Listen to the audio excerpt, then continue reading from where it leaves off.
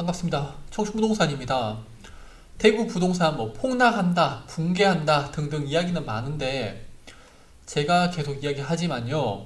그거는 금융시장에서 실물시장으로 전이가 될 때 발생하는 문제고요. 그러니까 전 세계를 봐도 부동산이 그렇게 쉽게 무너지지 않습니다. 지금은 그냥 금리 인상으로 인한 조정으로 보고 있고요. 오늘 이야기하는 거는 대구 아파트 금융시장에서 실물시장으로 문제를 줄 수 있는 상황을 이야기하는 겁니다. 왜냐하면요, 데이터가 선생님들을 속이고 있어요. 문재인 전 대통령이 당선되고 나서 가장 먼저 한 게 통계청장 교체였죠. 그만큼 데이터가 중요한 역할을 하는 겁니다. 첫 번째 위험은요, 바로 대구 아파트 미분양이 8,300가구 돌파를 했다는 거예요. 여기서의 문제가 뭐냐면요, 불과 1년도 안 된 시간에 미분양이 약 400% 증가를 했다는 거예요.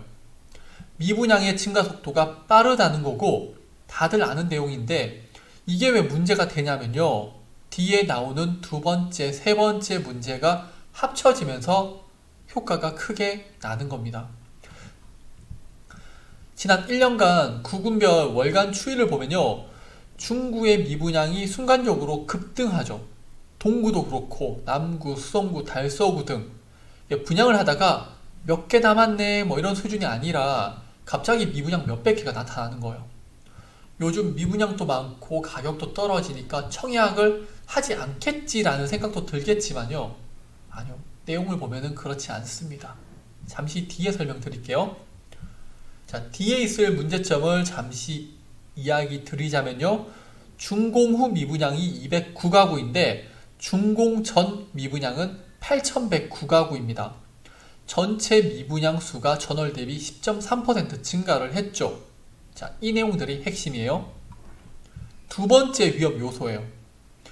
건설사 미공개 물량인데 중구의 경우는요, 대구시청에 나와 있는 중구 건설사는 모두 미공개 요청을 했습니다. 아니, 얼마나 물량이 안 나가면은 미공개로 돌리냐는 거죠. 앞에서 봤던 자료에서 왜 갑자기 물량이 증가했는지 아시겠죠? 미공개로 미분양이 얼마라고 이야기하지 않다가 어느 정도 분양이 되고 나면은 공개를 하니까 갑자기 몇백 개의 미분양이 증가를 하는 겁니다. 이를 생각해 본다면요, 미공개 물량이 과연 대구 미분양에 제대로 반영이 되었다고 보기는 힘들겠죠. 즉, 대구시 발표 자료 이상의 미분양이 있다고 보는 게 맞겠죠. 서브프라임 때 가장 큰 문제는요, 파생 상품이어서 손실이 어디까지인지 모른다는 것이었고, 투자 시장에서 가장 싫어하는 게 바로 불확실성이죠. 현재 금리 인상으로 부동산 시장이 나쁘기도 하지만요, 대구 미분양 물량이 어디까지인지 알지 못하기 때문에 외지 투자자들이 들어오기가 쉽지 않은 거죠. 그리고 이 문제는요, 세 번째 위험으로 넘어가게 됩니다. 바로 입주가 시작된다는 건데요. 지금은 분양을 했고 아파트를 건설하고 있지만 대부분이 대출을 받았는 정도이고 입주를 하진 않았죠. 즉, 대출이 나는 금융시장에서 거래가 되는 거고 실물시장에는 영향을 주지 않고 있죠. 그런데 이제 입주가 시작되면은 실물 자산이 되는 거고 문제가 발생할 수 있습니다. 본인이 들어가서 살거나 임차인을 구해야 하는데 시일이 촉박하고요. 올해 10월, 11월, 12월에 입주를 하고 내년에도 입주를 하는 물량이 줄줄이 나오는데 대구 전역에서 입주 물량들이 쏟아질 예정이죠. 특히 대구의 입주 물량을 보면요, 2023년에 가장 많은 물량을 보이고 있습니다. 실구매자들은 크게 상관이 없어요. 대출금리가 높긴 하지만은 어떻게든 이자를 내고 살면 되니까요.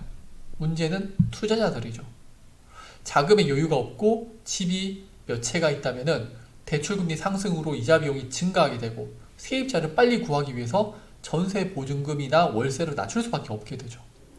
반대로 자금의 여유가 있으신 분들은요, 좋은 위치에 있는 아파트들 중에 마음에 드는 것을 저렴하게 매수할 수 있는 기회가 되고 지금 또 매수 문의가 오는 분들이 있어요. 특히 수성구 신축 대형 평수의 경우는요, 매수 대기자들이 기다리고 있어요.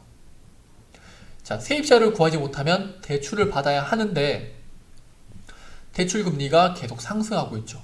이게 문제가 되는 겁니다. 현재의 금융시장에서 실물 자산 시장으로 전이가 되는 거죠. 손해를 보면서 급매로 매도를 할 수도 있고요. 경매로 넘어갈 수도 있죠. 자, 지금까지의 경우는요, 대구의 미분양에서 일반인들이 생각하지 못하는 상황에서 최악의 경우를 이야기했고요.